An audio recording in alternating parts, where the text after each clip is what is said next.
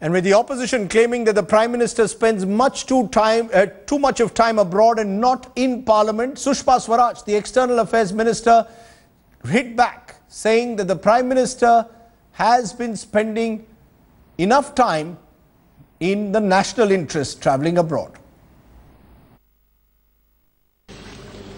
अध्यक्ष जी, प्रधानमंत्री जी का हमारे पड़ोसी राष्ट्रों के साथ साझा भविष्य में मजबूत विश्वास है, जो उनके द्वारा उठाई गई कई ठोस पहलों से परिलक्षित होता है। आज भारत को लेकर विश्व में एक नया विश्वास है। प्रधानमंत्री जी के विदेश दौरे से विकास के हमारे लक्ष्य को हासिल करने के लिए एक सुरक्षित और स्थायी वातावरण बनाने में मदद मिली है। मैं इस सदन को विश्वास दिलाना चाहती हूं कि इससे हमें आर्थिक विकास, निवेश को बढ़ावा देने, नए रोजगार के सृजन करने और हमारे लोगों के जीवन में सुधार लाने के हमारे मिशन को हासिल करने में बहुत मदद मिलेगी। The big question, should the Prime Minister attend Parliament more regularly? Will that help break the logjam in Parliament at the moment? Joining me now, Sanjay Kaul, spokesperson of the Bharatiya Janata Party, Rajiv Gowda, Member of Parliament, spokesperson of the Congress, KC Singh, former Secretary, MEA. You know, Sanjay Kaul, the Prime Minister has made important foreign trips. But the question that is now arising is, should the Prime Minister be spending more time at home, particularly inside Parliament when Parliament is on, rather than be travelling across the world? He has already made, in his 6 months, he's travelled more than the annual average of both Atal Bihari Vajpayee and Manmohan Singh, who were often criticised for too much foreign travel. Do you believe that the Prime Minister needs to spend more time inside Parliament, as the opposition is arguing?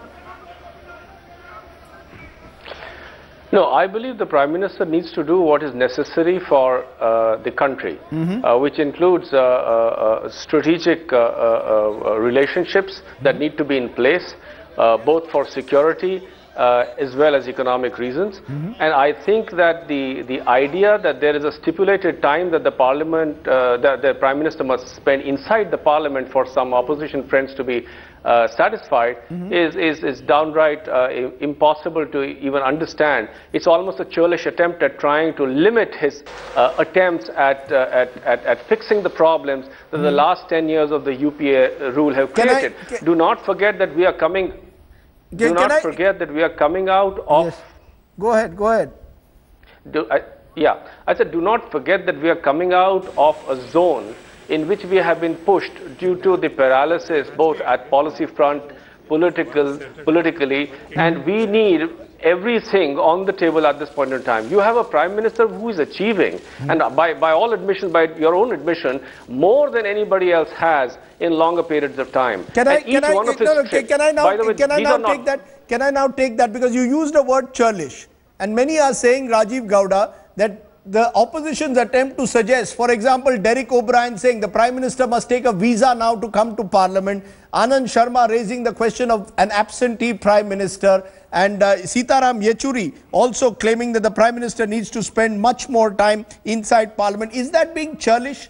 At the end of the day, he had to attend SARC. He went for a US visit when Parliament was not on. He went for his Australia visit before the winter session began. Why this constant attempt to suggest that the Prime Minister is not taking Parliament seriously? Rajdeep, yes. In the press briefing that I held today, yes, I pointed out that Ravi Shankar Prasad, when he was chief spokesperson of the BJP, had made a statement that when Parliament is in session, the tradition is that Prime Ministers attend Parliament and do not go on foreign tours.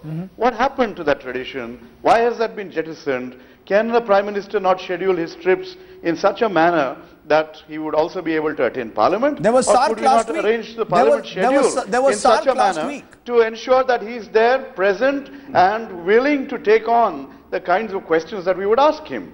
Instead, it has been Modi's, around the world in 180 days, accompanied by Gautam Adani. That's what we've seen. You see, again, let's be serious. Let's be serious. Are you telling me, Rajiv Gowda, that the Prime Minister should not have gone to SARC summit last week because the winter session of Parliament had started? Are you saying that the entire world has to organize their schedule based on where to ensure that the Indian Prime Minister is present inside Parliament? No, Rajdeep. There are many schedules, including Parliament, which are of Parliament, which are in our hands. And if we want to balance the two out, we can absolutely do so. But ensuring that the Prime Minister, so what did we see? We saw the Prime Minister in Parliament House, but not attending the Parliament sessions. You know, in the Rajya Sabha, I have attended every day of the Rajya Sabha since I was sworn in, you know, a few months ago, and the Prime Minister has shown up exactly twice. You know, once to introduce a minister, and another time just to walk in and walk out. You know, so, before hold on. There is an institution of Parliament, the Parliament institution and its traditions, where, you know, when Jawaharlal Nehru had this mega majority in the early days, he ensured that he was in there, paying attention to every point that was raised, you know, creating the democratic traditions that have made India what it is. Well, we are dealing with two issues here. One is the issue of foreign travel, whether it's excessive or not, and second is Parliament. Now, foreign travel, much of what Mr. Modi had to do was really foisted on him. UNGA, he doesn't select the dates, and then the US invite, having gone all the way, he had to wait 2 days before he went to Washington. East Asia Summit got clubbed with G20 because that's how the big leaders wanted. They had epic East Asia Summit and G20. So they get clubbed. BRICS again was already on the table, so he had to go there and come back, and he wanted to meet China, Russia before he went to Japan. So some of this was perforce thrust upon him. But yes, some of it could have been shorter. Nepal could have been a one-day working visit and back, similarly Bhutan, and BRICS could have been shorter also. And maybe he need not have gone to Fiji and come back from Australia. But now, leaving that aside, I think even BJP is trying to bring out the memory of Nehru. Nehru had brought up very, very important traditions which he himself followed. Once during the session, he would make a presentation on foreign policy and take all questions. Once during every session. Once a week, he had Prime Minister's questions. The tradition that they have in England now. I think what we need to do is set aside 1 hour any day when Prime Minister stands up and takes all questions on any subject. He can't say, I don't deal with the ministry. The Prime Minister deals with every ministry. You know, that's one way. In the UK, for example, the Prime Minister has a fixed date where he takes all questions. That's right. So, you know, that's the problem. PMQ. That's right. That's the problem, Mr. Sanjay Kaul. The fact is that the Prime Minister has only attended 2 days of the Rajya Sabha since he's been sworn in. He is the leader of the House. He must take questions. He chooses not to. And the unfortunate part is, Mr. Modi almost followed the same principle when he was Gujarat Chief Minister. One of the weaknesses of Mr. Modi, or one of the criticisms, was that he wasn't willing to take questions either in the Gujarat Assembly earlier and now not in Parliament. Why should the Prime Minister today not have been in the Rajya Sabha ready to take on the opposition questions? It could have avoided possibly avoided the logjam that we now find in the Rajya Sabha.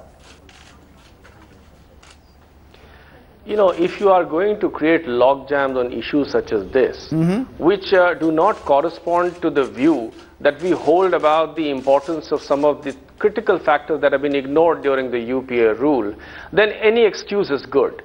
My larger point, and I think... forget the larger point.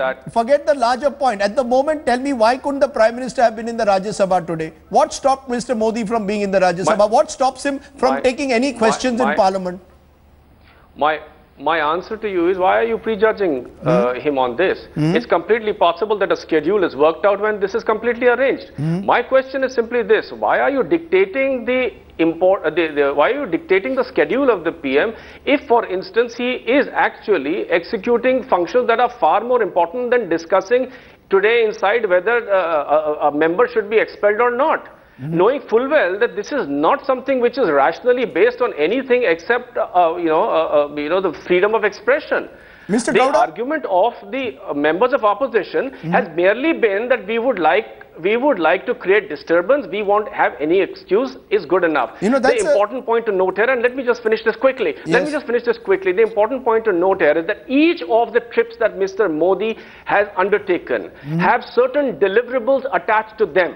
This is not about foreign travel, as the earlier person just said. It's about strategic interests. And I can understand the Congress not having a complete comprehension of that idea, because when they had the time, they did not invest it properly. Now to find fault in a man who's trying to do the job that he is given. No, one second also, that he has a cabinet he can depend on. He has colleagues he can depend on. He has MPs who can handle the jobs that they've been given to him. A luxury that the earlier Prime Minister did not enjoy. Okay, can I therefore give you a final word, Rajiv Gowda, and a quick response I want to the fact that at the end of the day, you are determined to block this Parliament. One day you are using the issue of Sadhvi, now you are using the absentee Prime Minister. You don't want this parliament to function. That is the reality. Yeah. Rajdeep, that is not the point. The point is that the Prime Minister, it does not matter what issue is being, it does not matter what issue is being discussed in Parliament. The Prime Minister needs to be present and to participate, to field questions, etc. Second, before the show ends, I'd like to point out to Mr. Sanjay Kaul that just take one strategic reach out to Japan. 95% of that was done by the UPA in the UPA years, and now we have the icing on the cake which Mr. Modi is adding. Okay, so there is no point in making random churlish accusations. No, let's leave it. Let's leave it there. I haven't got an answer to my basic question. I think that as Mr. KC Singh said, a healthy precedent exists. Nehru had said it. It has also been said in countries like Britain. 1 hour every week is set aside where the Prime Minister takes all questions. If Mr. Narendra Modi could do that, I think he would be setting an extremely healthy precedent. Let's hope that he's listening to this program and does exactly that in the coming weeks in this winter session. Sanjay Kaul, Rajiv Gowda, KC Singh, appreciate your joining us on our talking point tonight.